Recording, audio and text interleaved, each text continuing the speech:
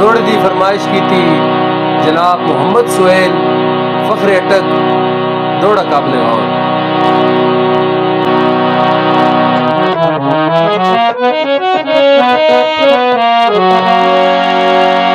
तू जानते दाल तया ले जान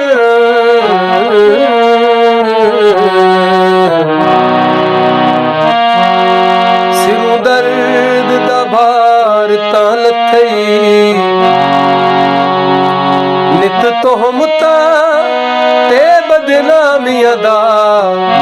ओए मेरा यार बुखार तल थई जैंदी जिंदगी कान दुआई मंग दे